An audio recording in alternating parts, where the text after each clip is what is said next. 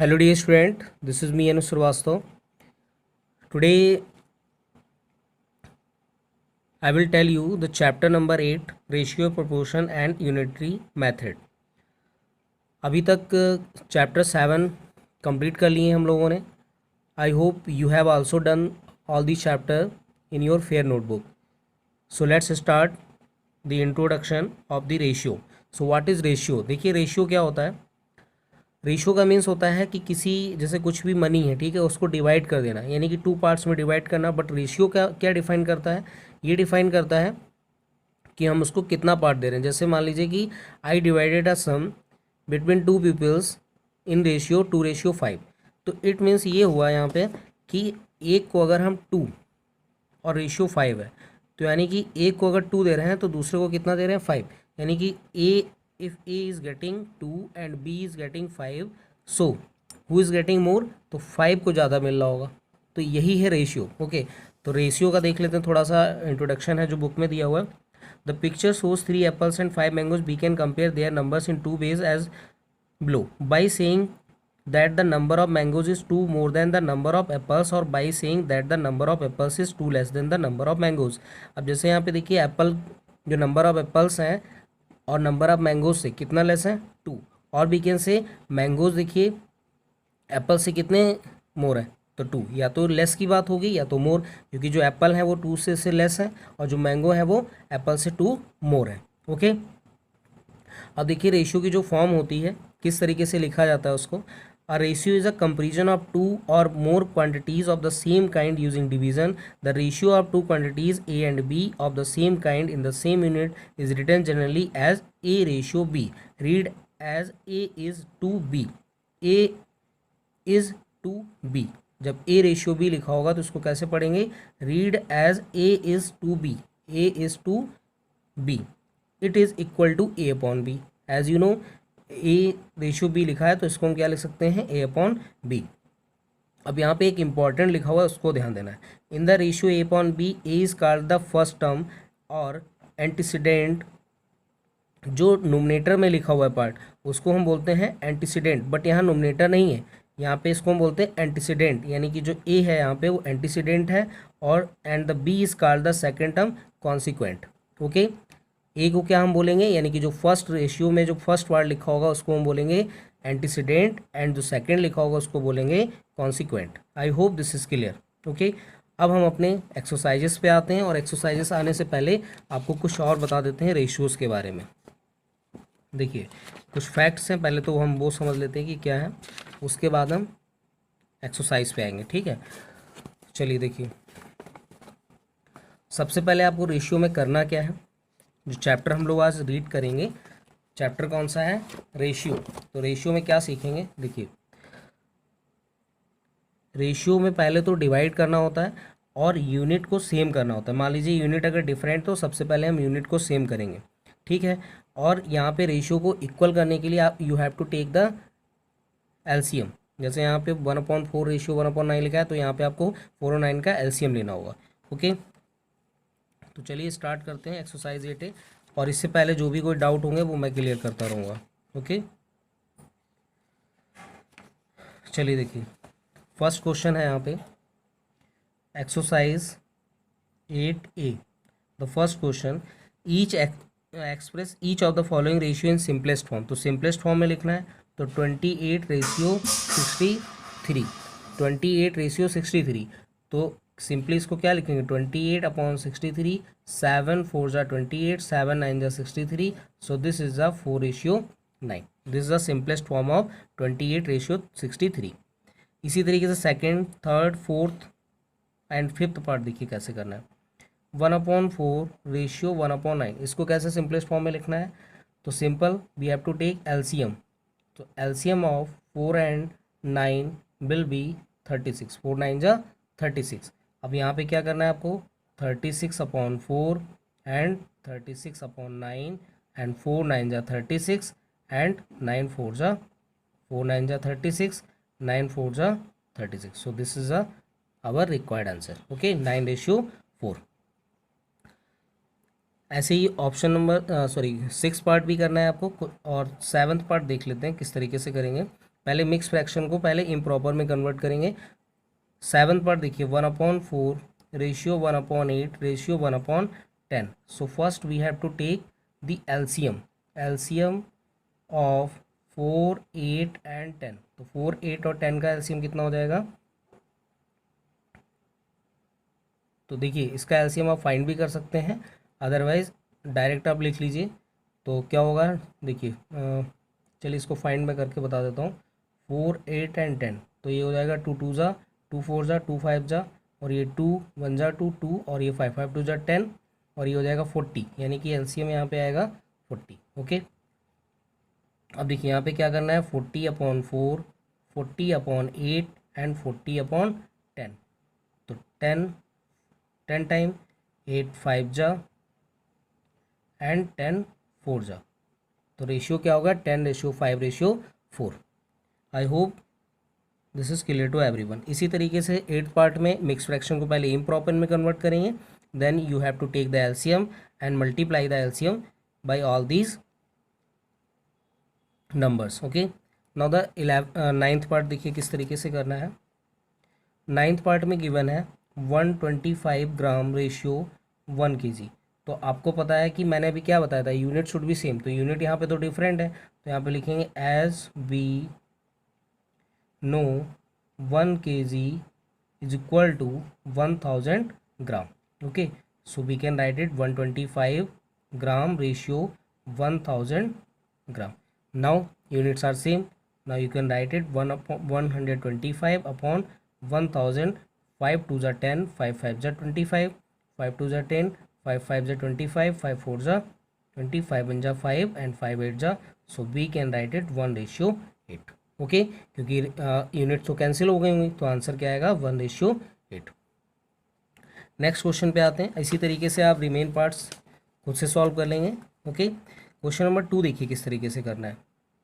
Question number 2 में बोला गया है there are 2500 student in a school, out of them 1100 are girls and the rest are boys, find the ratio of.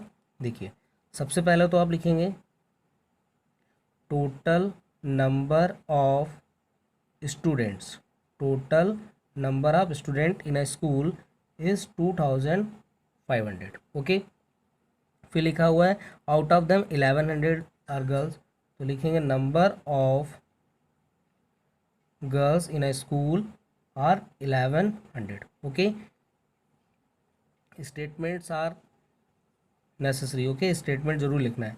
अब देखिए total student इतने हैं और गर्ल्स इतनी हैं, तो we can find number of boys. तो नंबर ऑफ बॉयज़ कैसे निकलेंगे, टोटल स्टूडेंट से क्या करेंगे, अब स्कूल में या तो गर्ल्स होंगे या तो बॉयज़ होंगे, तो 2500 minus 1100, so we will get it 14, यानी 1400 क्या होंगे, नंबर ऑफ बॉयज़ होगा। अब देखिए फर्स्ट पार्ट क्या है, number of boys to number of girls. आपसे पूछा find the ratio of number of boys to number of girls, यानी कि नंबर ऑफ जो रेशियो निकालना है वो बॉयज़ का गर्ल्स से निकालना है, number of boys to number of girls. तो आप पहले लिखेंगे स्टेटमेंट, उसके बाद तो मैं डायरेक्ट लिख रहा हूँ नंबर ऑफ बॉयज़, तो बॉयज़ कितने हैं इतना, ठीक, और किससे निकालना है रेशियो, गर्ल्स से, तो गर्ल्स का रेशियो कितना है 1100। इसको सिंप्लीफाई करेंगे तो 2 zeros ये कैंसिल हो जाएंगे, so our answer is 14:11। Okay, second देखिए number of girls, now number of girls to number of student. अब देखिए गर्ल्स कितनी है 1100, ओके, और स्टूडेंट कितने हैं 2500, 2 zeros cancel, now this will be 11:25। ये स्टेटमेंट लिखना है पहले, उसके बाद आपको ये आंसर देने, पहले जैसे लिख लेंगे number of ratio of number ratio of number of girls to number of student. Okay, इसी तरीके से थर्ड पार्ट देखिए कैसे सॉल्व करना है। बोला गया number of student to number of boys, तो नंबर ऑफ स्टूडेंट कितने हैं 2500 और नंबर ऑफ बॉयज़ कितने हैं 1400, 2 zeros cancel out, so this will be 25:14। Okay, now the question number 3। Now look at the question number 3. देखिए the given figure shows a small garden. The shaded area is reserved for planting flowers and the rest of the area is for grass. Find the ratio of the area of garden reserved for planting flowers to the area reserved for grass. देखिए किस तरीके से question solve करेंगे। देखिए question number 3 कैसे करना है। अब देखिए यहाँ पे फिगर गिवन है, हमें क्या फाइंड करना है, find the ratio of the area of garden reserve for planting flower to the area of reserve for grass. तो ये ग्रास के लिए, फ्लावर के लिए, तो पहले हमें क्या करना है, एरिया निकालना है कि जो फ्लावर का एरिया है वो क्या है और ग्रास का एरिया क्या है। तो देखिए किस तरीके से करेंगे, इसको सॉल्व कर लेते हैं। अब देखिए फिगर में यहाँ पे बना हुआ है, इसमें एक्सप्लेन किया देता हूँ बुक में ही। देखिए 12 है, ये 4 है, तो ये 4 है और ये 12 है, तो यहाँ पे कितना बचा, 8। कितना है ये, 8 है ये, ठीक, ये 8 हो गया। ये 8 है, ये 3 है, तो इसका एरिया क्या होगा, तो देखिए किस तरीके से निकालेंगे। यहाँ पे लिखेंगे एरिया ऑफ फ्लावर्स, तो एरिया ऑफ फ्लावर क्या होगा। अब देखिए ये 8 है और 3, तो क्या होता है, लेंथ इंटू ब्रेथ। 8 3 ज़ा 24 metre square. Okay, unit of area is metre square. Metre square जो भी सेंटीमीटर होगा तो सेंटीमीटर स्क्वायर। नेक्स्ट देखिए, अब हमें फाइंड करना है एरिया ऑफ ग्रास। तो एरिया ऑफ ग्रास, अब ग्रास का एरिया कैसे निकलेगा, तो देखिए ग्रास का एरिया निकलेगा, ये 12 है, ये 5 है, तो ग्रास तो केवल इस पार्ट में ना, तो ये पार्ट तो हमें यहाँ से हटाना होगा। तो किस किस तरीके से निकालेंगे, 12 इंटू 5 माइनस, क्योंकि इस पूरे के एरिया में से आपको ये फ्लावर का एरिया माइनस कर देना। फ्लावर का एरिया हमने क्या फाइंड किया, 24। 12 5 जा 60 माइनस 24 एंड 10 माइनस 4 6, और यहाँ से 36 मीटर स्क्वायर। क्लियर। अब आपसे पूछा गया है find the ratio of the area of the garden reserve for planting flowers. तो फ्लावर्स के लिए कितना है 24 और ग्रास के लिए कितना है 36। तो लिखेंगे सिंपल, रेशियो क्या हो जाएगा 24:36। We can solve it. 6 4 जा 24, 6 6 जा एंड 2 2 जा 2 3 जा। So our answer is 2:3। Okay, question number 4 देखिए किस तरीके से सॉल्व करना है। If the ratio of the length to the breadth of the rectangle be 5:3 and its perimeter is 144 meter, find the length of the rectangle। देखिए simple सा question ये भी है। सबसे पहले तो पैरीमीटर होता क्या है, तो आपको पता है 2l+b। ओके, अब आपने लीनियर इक्वेशन पढ़ रखा है ना, चैप्टर लीनियर इक्वेशन में पढ़ा चुका हूँ, चैप्टर 7। तो किस तरीके से करेंगे, तो जो भी गिवन है वो लिखेंगे। गिवन क्या है, perimeter of rectangle, perimeter of rectangle is equal to 144 metre. और आपसे बोला गया है जो साइड लेंथ एंड ब्रेथ है वो रेशियो में गिवन है। तो लेट दी लेंथ एंड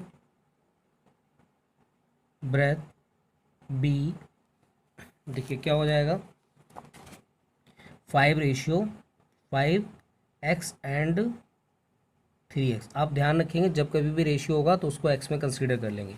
अब देखिए पैरीमीटर क्या होता है, तो पैरीमीटर जानते हैं 2l+b is equal to 144 given है, ये तो गिवन था यहाँ पे। तो 2 value of l is 5x, value of b is 3x is equal to 144।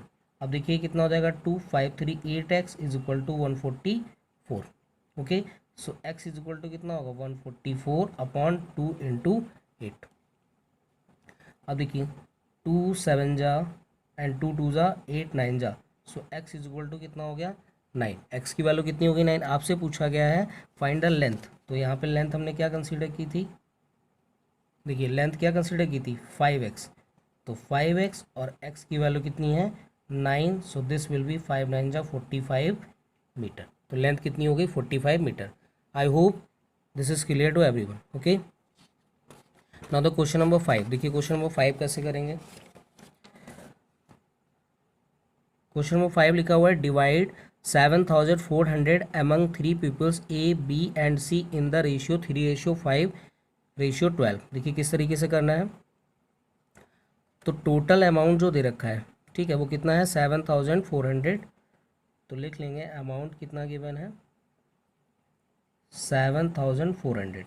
अब हमें डिवाइड किस में करना है 3:5:12 में। तो लिखेंगे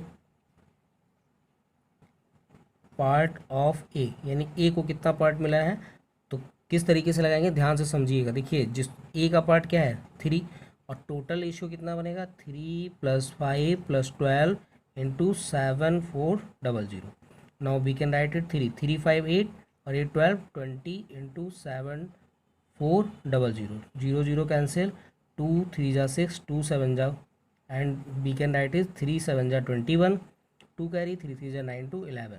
तो कितना रुपीज़ हो गया? 1110 रुपीज़ मिलेगा पार्ट ए को। नेक्स्ट देखिए पार्ट ऑफ बी। तो बी को कितना पार्ट मिलेगा? तो 5, क्योंकि बी के लिए तो पार्ट 5 है, और टोटल रेशियो कितना बना है? 20 इंटू 7 400, तो 0 कैंसिल, 2 3 जा 2 7 जा, तो फिर वही आएगा 7 5 जा 35, 3 कैरी, 5 3 जा 15, 15 3 18, 5 7 जा 35, 3 कैरी था, 5 3 जा 15, इतना होगा। नेक्स्ट देखिए पार्ट ऑफ सी।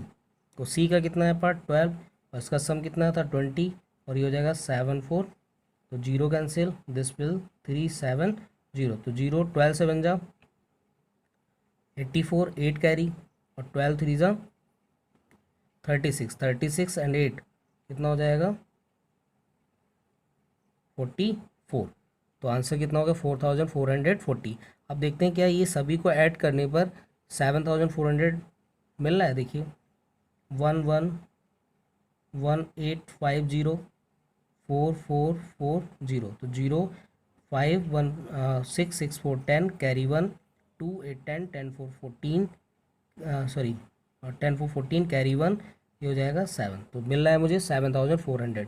तो ये इस तरीके से लगा सकते हैं। और दूसरा मेथड इसका ये है कि आप कंसीडर कर सकते हैं 3x 5x 12x सभी को ऐड कर लीजिए, 7400 के इक्वल रखिए और x की वैल्यू फाइंड कर लीजिए, फिर इसमें आपको रेशियो में रखना हो। ओके, सो आज क्वेश्चन 5 रखते हैं। नेक्स्ट वीडियो में क्वेश्चन नंबर 6 से लगे जो भी रिमेन क्वेश्चन होंगे उनको हम सॉल्व करेंगे।